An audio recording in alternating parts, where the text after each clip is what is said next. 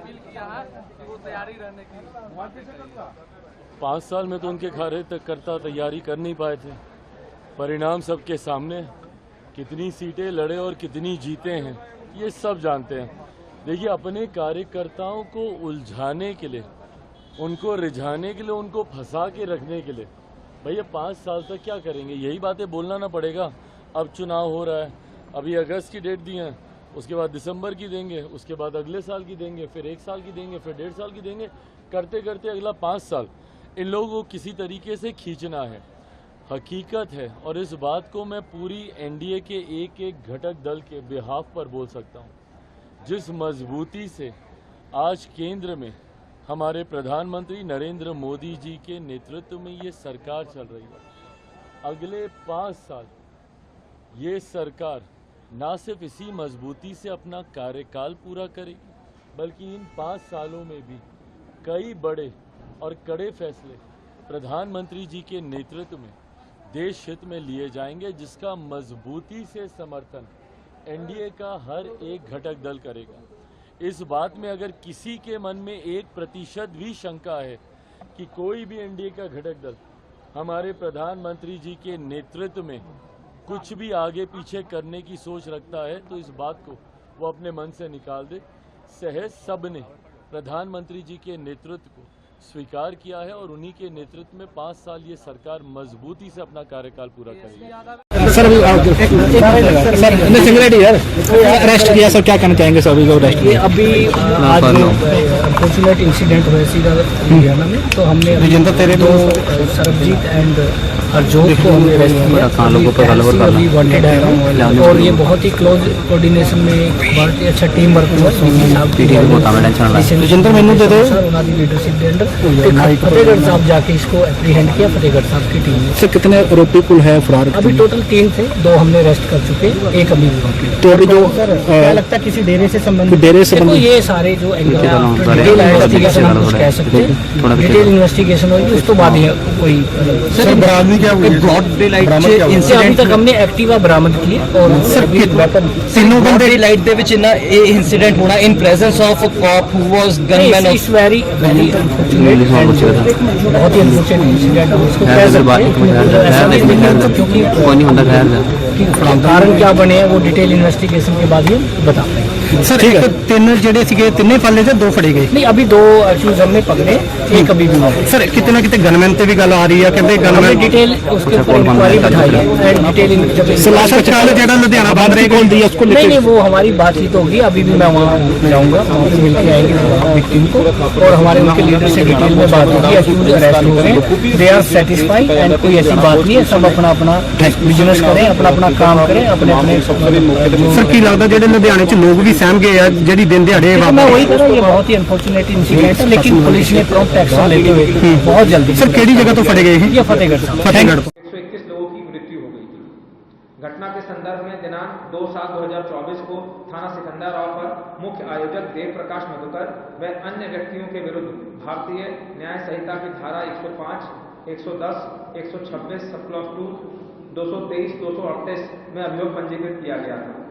घटना की विवेचना पुलिस उपाधीक्षक स्तर के अधिकारी को स्थानांतरित करते हुए पूर्व में 6 अभियुक्तों को गिरफ्तार किया जा चुका है। इस घटना के मुख्य आरोपी देव प्रकाश मधुकर की गिरफ्तारी हेतु तमाम प्रयास विफल होने के पश्चात अपर पुलिस महानिदेशक आगरा जोन आगरा द्वारा दिनांक 4/7/2024 को 1 लाख रुपए का इनाम घोषित किया गया था। उक्त अभियुक्त देव प्रकाश मधुकर को हाथरस की जनपदीय एसओजी द्वारा कल दिनांक 5/7/2024 को देर शाम नजफगढ़ दिल्ली से गिरफ्तार कर लिया गया है तथा थाना सिकंदराबाद पुलिस द्वारा आज दिनांक 6/7/2024 को अभियुक्त राम प्रकाश साखे को कैलाश कैलोरा चौराहा से तथा अभियुक्त संजू यादव को गोपालपुर कचौरी सिकंदराबाद से गिरफ्तार कर लिया गया है। प्रारंभिक पूछताछ पर अभियुक्त देव प्रकाश मधुकर द्वारा अवगत कराया गया है कि वह जनपद एटा में वर्ष 2010 से मनरेगा में जूनियर इंजीनियर के पद पे संविदा पर कार्यरत है। वह इस संगठन से वर्षों से जुड़ा हुआ है और इस संगठन के कार्यक्रम आयोजित कराना तथा संगठन के लिए फंड इकट्ठा करने का काम करता है। वह दिनांक 2/7/2024 को ग्राम फुलरई में आयोजित सत्संग के कार्यक्रम का मुख्य आयोजक था तथा इस कार्यक्रम की अनुमति इन्होंने ही दी थी। इस प्रकार अभियुक्त देव प्रकाश मधुकर को इस घटना के बारे में दो भूमिकाएं उनकी सामने आ रही हैं। पहली भूमिका मुख्य आयोजक के रूप में और दूसरी भूमिका फंड रेजर के रूप में।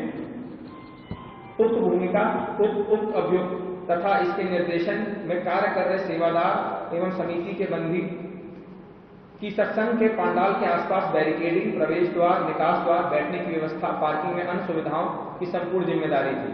अभियुक्त देव प्रकाश एवं अन्य सेवादारों द्वारा पुलिस प्रशासन को कार्यक्रम स्थल के अंदर किसी भी तरीके के हस्तक्षेप से रोका जाता था। उक्त कार्यक्रम स्थल पर इनके सेवादार तरह तरह की वेशभूषा में, कमांडोज की ड्रेस में सारी व्यवस्थाएं देखते थे। कार्यक्रम स्थल पर किसी भी व्यक्ति की वीडियोग्राफी अथवा फोटोग्राफी करने से रोका जाता था।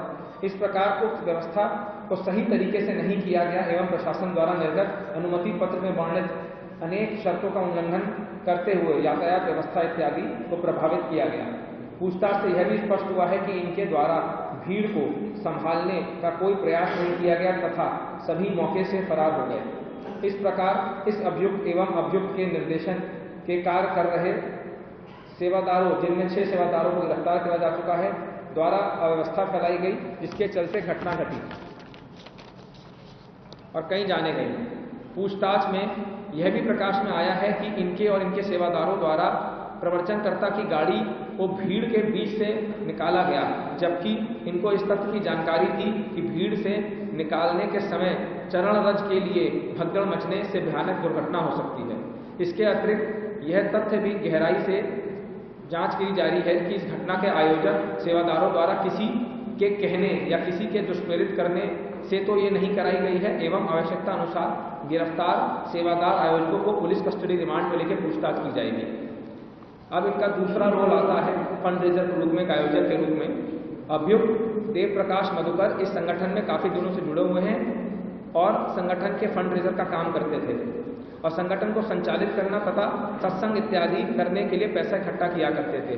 पूछताछ से यह भी पता चला है कि विगत कुछ समय पूर्व कुछ राजनीतिक दलों द्वारा इनको संपर्क किया गया था। फंड इकट्ठा करने के संबंध में गहराई से जांच की जा रही है कि कहीं किसी तरीके के कार्यक्रम में इनके संसाधन कोई राजनीतिक पार्टी के द्वारा पोषित तो नहीं करे जा रहे हैं। अब तक की पूछताछ से ऐसा प्रतीत हो रहा है कि कोई राजनीतिक दल अपने राजनीतिक व निजी स्वार्थ के लिए इनसे जुड़ रहा है। अभियुक्त देव प्रकाश मधुकर से जुड़े समस्त बैंक खाते, चल अचल संपत्ति, मनी ट्रेल इत्यादि की जांच की जा रही है, जिसमें आवश्यकता अनुसार जो भी एजेंसियां हैं उनसे सहयोग लिया जाएगा।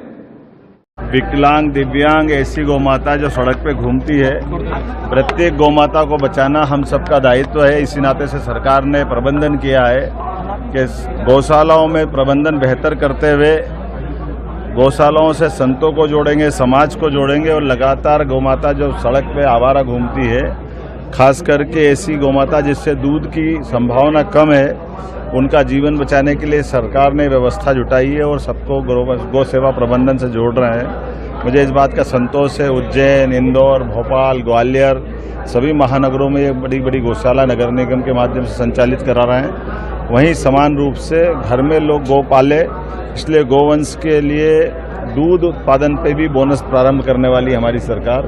कुल मिलाकर के लोगों की आमदनी बढ़े और गौमाता में 33 करोड़ देवी देवता का वास होता है। स्वाभाविक रूप से बरसात काल में ज़्यादा कठिनाई होती है, जब मक्खी, मच्छर, गीले के कारण सड़कें पे गाय आ जाती है। ऐसे में उनका इस सीजन में बचाना बहुत ज़्यादा जरूरी है।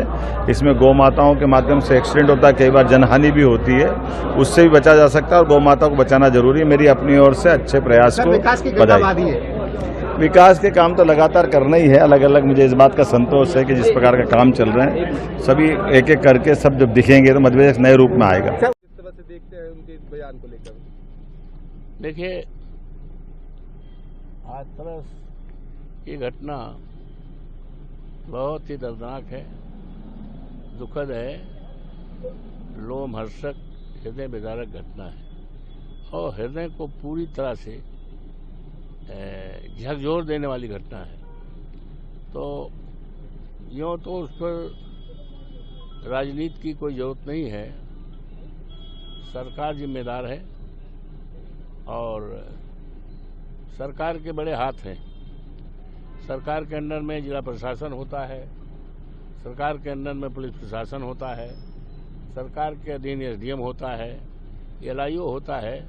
और जब इस बात की जानकारी थी कि यहाँ पर पर्टिकुलर स्थान पर पर्टिकुलर डेट पर कार्यक्रम होना है, तो उसके लिए सफिशिएंट व्यवस्था होनी चाहिए थी।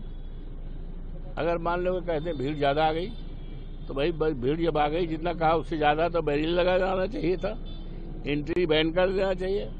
ये पूरी तरह से 100% government is 100% responsible for this दुखद घटना के लिए। सर, राहुल गांधी कल गए थे, पीड़ितों से मिले, उन्होंने मुआवजे पे सवाल उठाया है, सदन में नेता प्रतिपक्ष है, आपकी क्या राय है? ठीक है, हमारे नेता भी बराबर कह रहे हैं, आदरणीय अखिलेश यादव जी और माननीय नेता प्रतिपक्ष लोकसभा आदरणीय राहुल जी को आपने उद्धृत किया है, तो मुआवजा मिलना चाहिए। और जो सरकार की तरफ से मुआवजा घोषित किया गया है, अरे भाई ये तो किसी की जिंदगी की कीमत पैसे नहीं तोड़ जाती, लेकिन जो भी इन्होंने अनाउंस किया है वो तो ऊंट के मुंह में जीरा है। एटलीस्ट कम से कम 50 लाख से कम नहीं होना चाहिए। वैसे आदमी की मौत की कीमत रुपये से नहीं आकी जा सकती। सर, बसपा क्या घटना हुई? आज लगभग 3 बजे के पास सचिन GIDC में एक ग्राउंड प्लस 5 स्टोरी की बिल्डिंग धराशायी हो गई। उसमें रहने वाले बहुत सारे लोग ट्रैप हो गए हैं, जिनके बचाव कामगिरी के लिए तुरंत जैसे भी 3 बजे लगभग बताया गया पुलिस को, और 7-8 मिनट में पुलिस पहुंच गई। फायर की पूरी टीमें भी सिटी से रवाना हो गई, पूरी उनकी टीम भी आ गई। फायर ब्रिगेड टीम बचाव कामगिरी चालू की गई। जितनी अन्य एजेंसियां हैं वो सब भी पहुंच गई, और उसके बाद एक महिला को सही सलामत अंदर से निकाला गया। और भी जो जितने लोग रहते थे, ये पूरे 6 स्टोरी ग्राउंड प्लस 5 थी, उसमें लगभग जो बताया जा रहा है 30 जितने फ्लैट थे उसमें 4 या 5 फ्लैट में लोग रहते थे, बाकी सब खाली पड़े हुए थे। तो बहुत सारे लोग अपना फैक्ट्री में काम पे गए थे, कुछ लोग यहाँ पे सोए हुए थे जो नाइट शिफ्ट करके आए थे। तो जो नाइट शिफ्ट करके आए थे सोए हुए थे वो सब ट्रैप हो गए हैं अभी। और उसमें NDRF SDRF कॉर्पोरेशन की पूरी टीम और सारे जो जितने भी एक्सपर्टाइज है, जिनका लाइव डिटेक्शन वगैरह का भी है, वो सारे इक्विपमेंट के साथ यहाँ पे कामगिरी चल रहा है। और उम्मीद है कि अभी 1-2 घंटे में थोड़ा अंदर पूरी टीम अंदर पहुँचने का प्रयास कर रही है, क्योंकि पूरी 5 स्टोरी की बिल्डिंग आके ग्राउंड फ्लोर पे आ गई है। तो अभी अंदाजा ऐसा है कि 5 से 6 लोग इसके अंदर अभी भी फंसे हुए हैं। कहेंगे आज चुनाव जीत के पहली बार आए हैं, केवल 2 महीने का सवाल है, क्योंकि मैंने यहाँ जितनी बातें कही वो सारी बातें सही। मैंने कहा हेमंत सोरेन जी जेल जाएंगे, मैंने इसी दुमका में कहा हेमंत सोरेन जी जेल गए। मैंने कहा कि सरफराज अहमद राज्यसभा के सदस्य होंगे, वो चले गए। मैंने कहा चंपई सोरेन मुख्यमंत्री होंगे, वो हो गया। मैंने कहा चंपई सोरेन जी को कल्पना सोरेन जी जब विधायक होंगी तो हटा दी जाएंगे, वो भी हटा दी गई।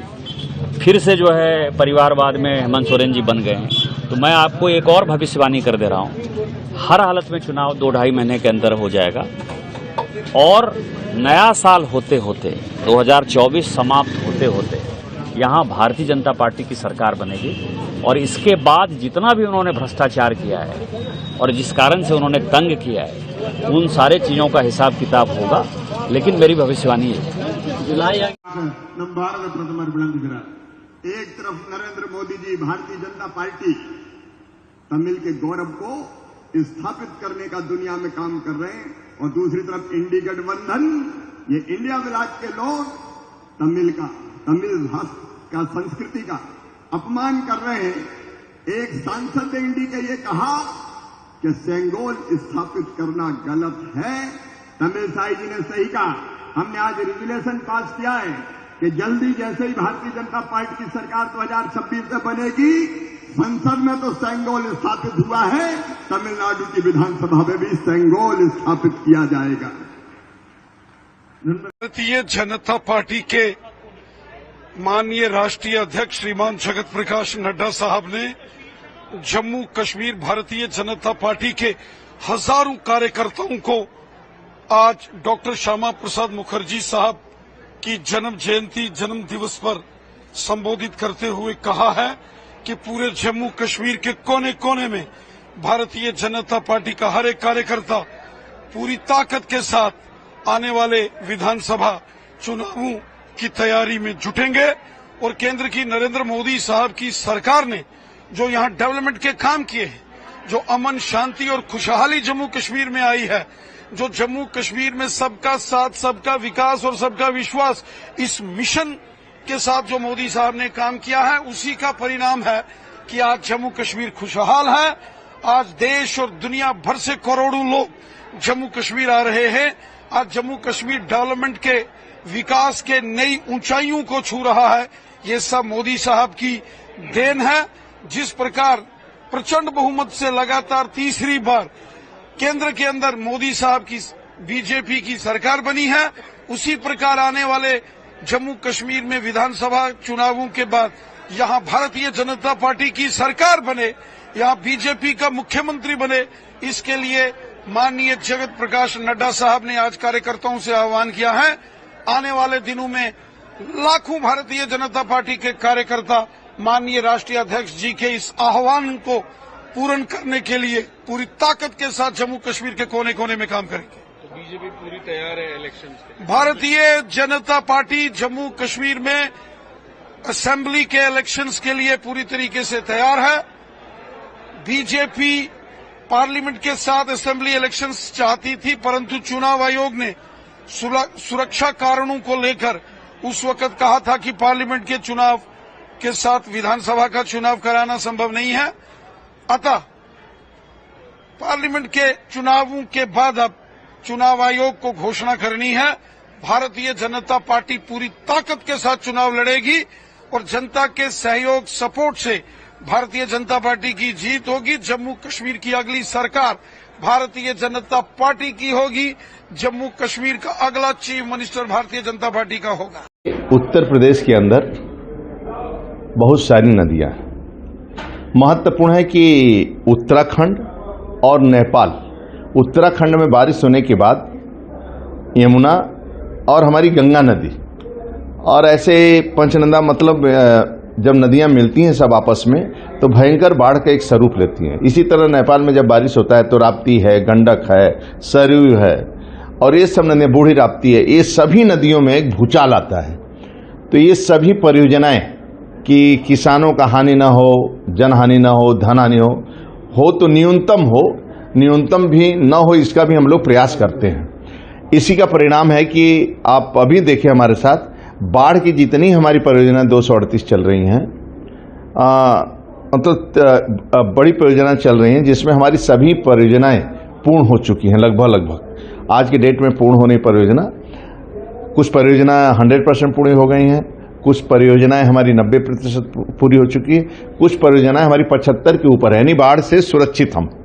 तो मैं कह सकता हूं कि पूरा ये जो हमारा पूर्वांचल है, देवीपाटन मंडल, अयोध्या मंडल, बस्ती मंडल, गोरखपुर मंडल और हमारा आजमगढ़ मंडल, ये बलिया से लेकर बलिया, मऊ, आजमगढ़ और इधर चलेंगे देवरिया, कुशीनगर, आपका महाराजगंज, गोरखपुर, बस्ती, खलीलाबाद, इस क्षेत्र में, और अयोध्या, अम्बेडकर नगर, बाराबंकी और गोंडा, बलरामपुर, श्रावस्ती, ये सभी जनपदों, बहराइच, ये सभी जनपदों में हमारी बाढ़ की परियोजना चल रही है और अधिकारी कर्मचारी नीचे तक है। मैं पूरा प्रयास करूंगा।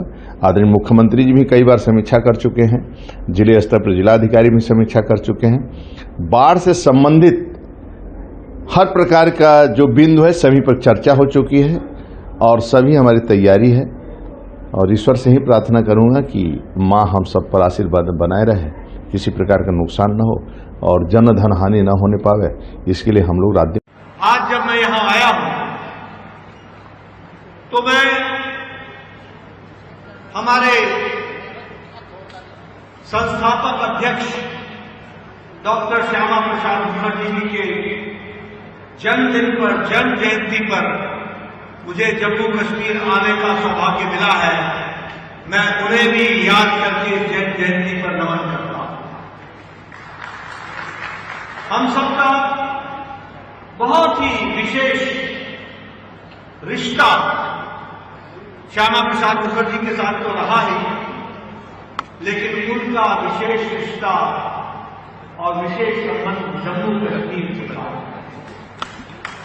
उनकी जीवन यात्रा में जम्मू कश्मीर एक विशेष स्थान रखता है और आज जब हम उनको जन्म जयंती पर याद कर रहे हैं तो मैं इतना जरूर कहना चाहूंगा कि आप सब लोग उनके जीवन को जब याद करते हैं तो एक बात हमेशा याद कीजिएगा कि श्यामा प्रसाद मुखर्जी अपने जीवन में कभी रुके नहीं। श्यामा प्रसाद मुखर्जी अपने जीवन में किसी पद, किसी प्रतिष्ठा, किसी स्थान के लिए उन्होंने जीवन नहीं लगाया, बल्कि उन्होंने अपना जीवन भारत माता की जय के विचार को सुदृढ़ करने के लिए लगाया। यही उनके सामने। इसलिए उन्होंने एक नहीं अनेकों पद से त्यागपत्र देते हुए इस यात्रा। आज जब हम उनको जन्म जयंती में याद कर रहे हैं तो मैं आपको बताना चाहूंगा कि वो एक शिक्षाविद थे, बहुआयामी प्रतिभा के मालिक थे, एक राजनेता थे, एक क्रांतिकारी वीर थे और देश के लिए अपना सर्वस्व अर्पण करने के लिए तत्पर। 7:15 p.m. One of the leaders of a party, Bahujan Samaj Party, Armstrong, he was murdered when he had gone towards his residence, which is under construction.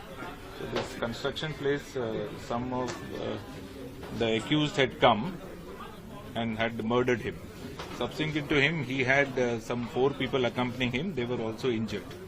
During this thing, after the incident, as soon as we came to know, immediately he was rushed to the local clinic by his own support team. Later on, police went there, and subsequently a case has also been registered. So based on the initial investigation, which we came to know through the CCTV cameras and generally how we investigate cases regarding cell phones and other direct eyewitness account, we were able to nab 8 accused persons whom we suspect they are strongly involved in commission of this offence.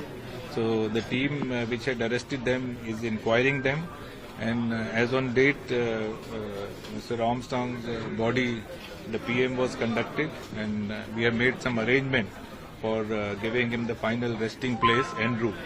So the situation in Chennai city is normal, law and order is maintained, and we will not leave any stone unturned to detect this case and to probe all the various angles where there seems to be some inputs.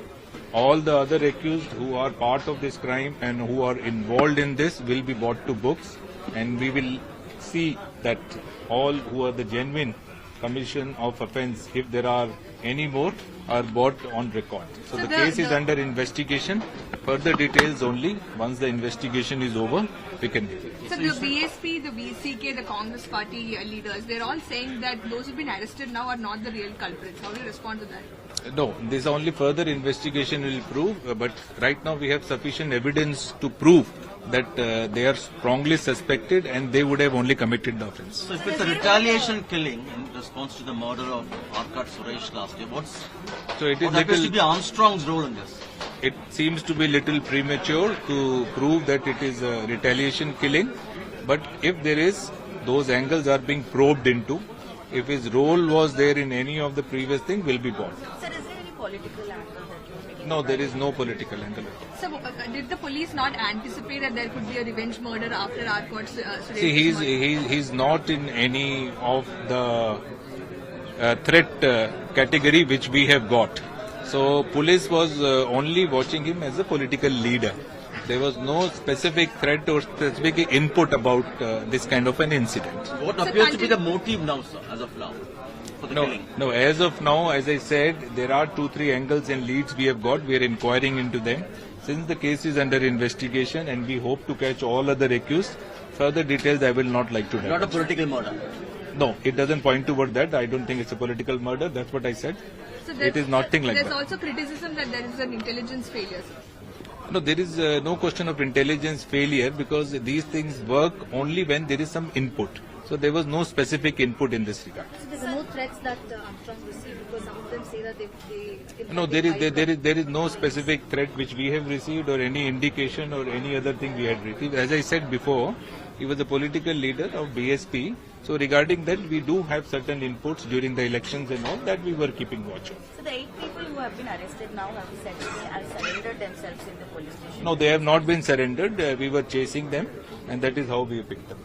What is there a big link between these people? Do they have anything in common in the past that you found out? No, they are, some of them are criminals. That's what I said. All the criminal antecedents and how they were involved in other crimes, all that is a subject matter of investigation. Okay, thank you. Sir क्या कहना जो response मिल रहा है? ये मेरा परिवार है और मैं लंबे समय से पैदा यहाँ हुआ, छात्र जीवन यहाँ गुजारा, सामाजिक राजनीतिक कार्यकर्ता के रूप में काम किया, इसलिए लोगों का बहुत विश्वास भरोसा यहाँ की जनता का बहुत आशीर्वाद भी दिया है। 2003 से मैं लगातार चुनाव लड़ रहा हूँ और 2003 से लगातार यहाँ की जनता ने मुझे आशीर्वाद दिया है। मेरी कोशिश रहेगी कि इनके विश्वास भरोसे को कायम रखूं, इनकी आकांक्षाएं, इनकी अपेक्षाएं उनको पूरा करूं। सर जो पहला आपका कार्यकाल रहा, उसके बाद जब आप लोकसभा के अध्यक्ष बने, दूसरा कार्यकाल जब रहा, तो दूसरे कार्यकाल में कोविड की चुनौतियां भी, इस वजह से इस क्षेत्र के विकास में थोड़ी गति की गई। इस बार सर क्या रोड मैप है इस क्षेत्र के विकास के लिए? क्या रोड मैप है इस क्षेत्र के विकास के लिए? क्या रोड मैप रखा है?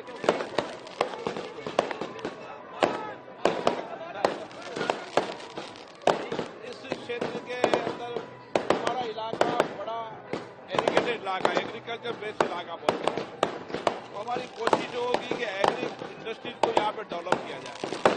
रोड कनेक्टिविटी बढ़िया है, रेल कनेक्टिविटी बढ़िया है, एयर कनेक्टिविटी भी बहुत जल्दी शुरू हो जाएगी। तो कोटा के अंदर पानी, बिजली की पर्याप्त उपलब्धता है, इसलिए एक तरफ जहाँ एग्रोवेट इंडस्ट्री हो, पर्यटन की बहुत बड़ी संभावना है, इस पर्यटन को भी डेवलप करेंगे, रोजगार के नए साधन डेवलप करेंगे और एजुकेशन की दृष्टि से भी हमारा क्षेत्र काफी डेवलप है और इसलिए मेरी कोशिश रहेगी कि यहाँ एजुकेशन को हब बनाया जाए ताकि देशी विदेशी विद्यार्थी यहाँ पढ़ सके। यहाँ पर पढ़ने वाला बच्चा IIT के अंदर डॉक्टर इंजीनियर बनता है, देश में बड़ी संख्या में यहाँ पढ़ने वाला बच्चा डॉक्टर इंजीनियर बनने जाता है। ऐसी व्यवस्था होगी, यही रोजगार का साधन मिलेगा। कि उन्होंने राम मंदिर का इनॉग्रेशन किया और इंडिया गठबंधन अयोध्या में चुनाव जीत गया। ये हुआ क्या? और मुझे जवाब उन्होंने दिया, मैं ये जवाब आपको देना चाहता हूं।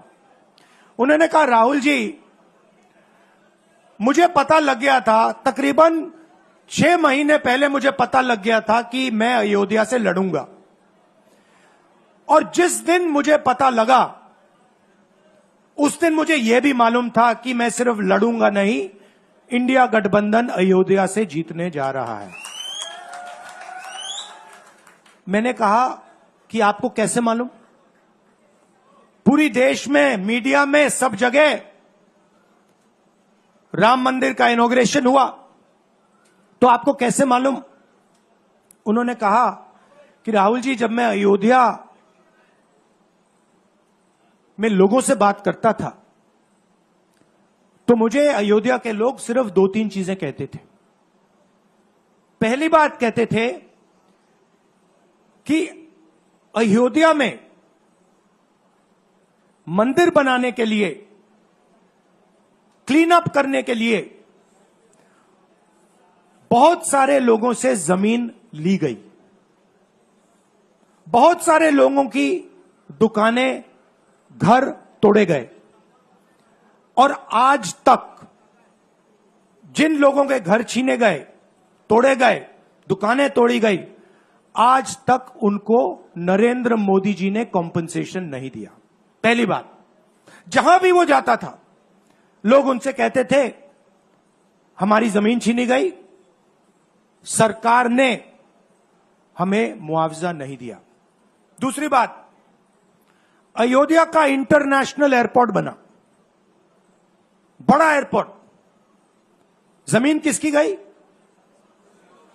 अयोध्या के किसानों की जमीन गई, आज तक उनको सही मुआवजा नहीं मिला। और तीसरी बात इन्होंने बताई मुझे, तीसरी बात राहुल जी, अयोध्या की जनता को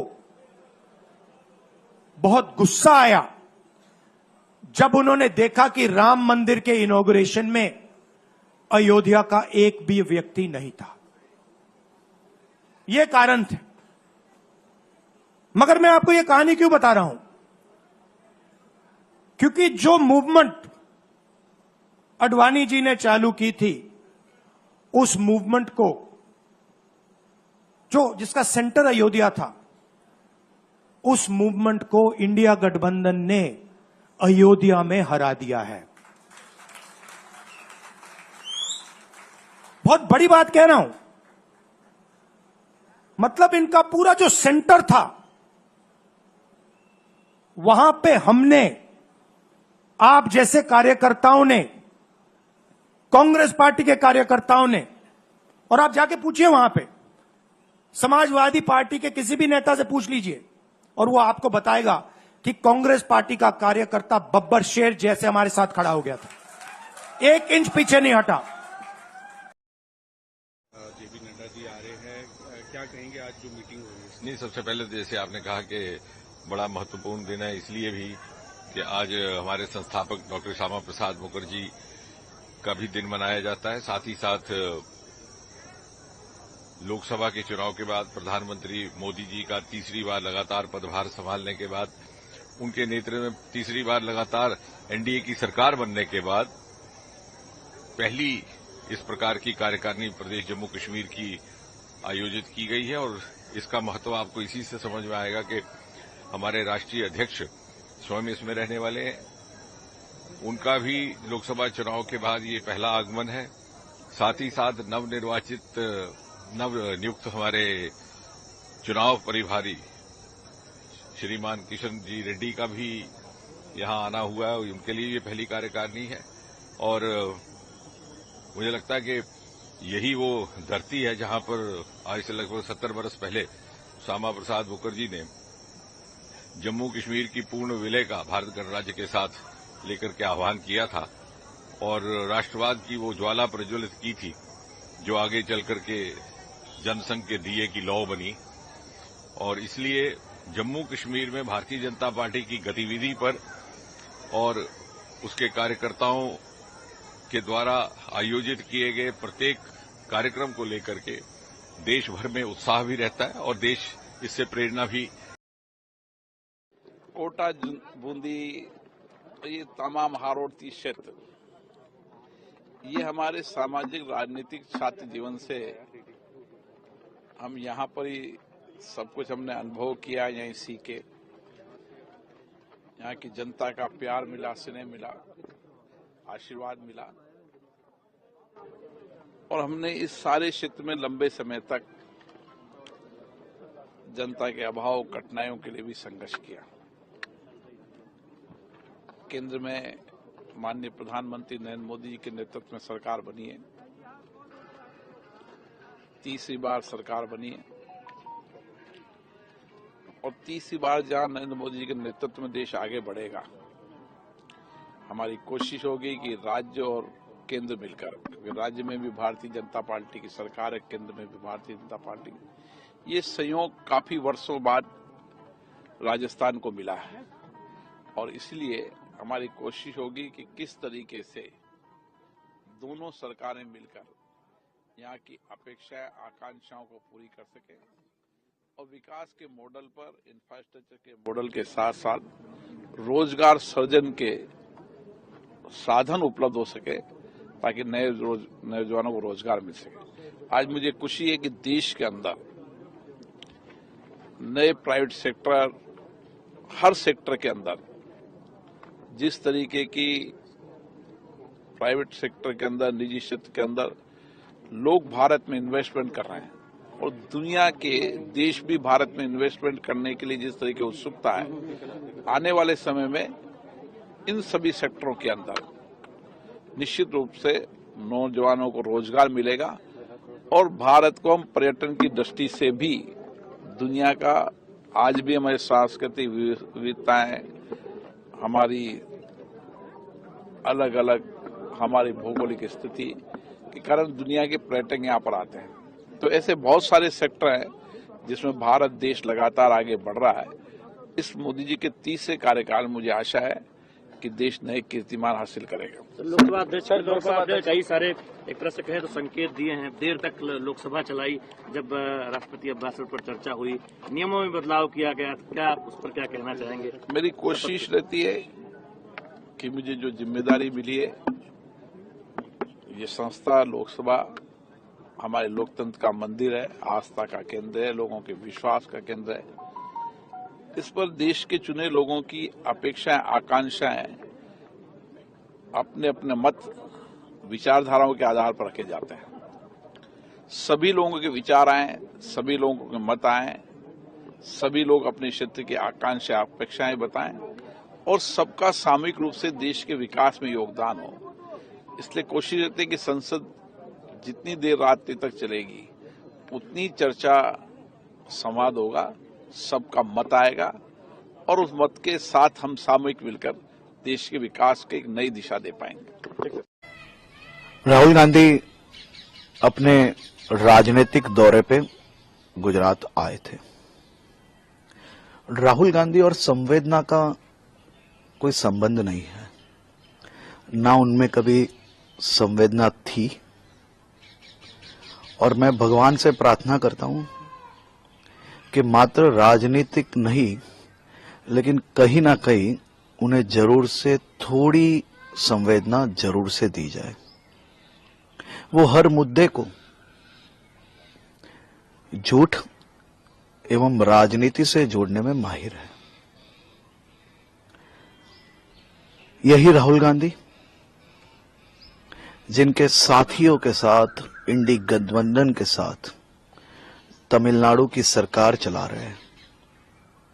तमिलनाडु में जिस प्रकार से कई लोगों ने जहरी शराब के कारण अपना जीवन गुमाया है, क्या उनकी खबर पूछने राहुल गांधी कभी गए?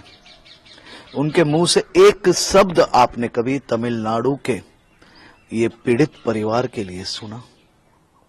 कल तमिलनाडु में जिस प्रकार से बसपा के नेता की हत्या की गई, क्या इनके लिए एक शब्द आपने सुना?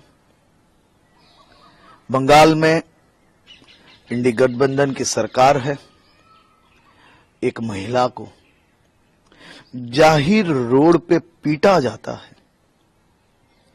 ये दृश्य देख के आंखें नम हो जाती है। क्या उस महिला के लिए एक शब्द बोलते हुए राहुल गांधी को आपने सुना है? ये मात्र और मात्र झूठ एवं राजनीति, ये दोनों की ही उनकी यात्रा होती है। राहुल गांधी और संवेदना का ना कोई संबंध था, ना कोई संबंध हो।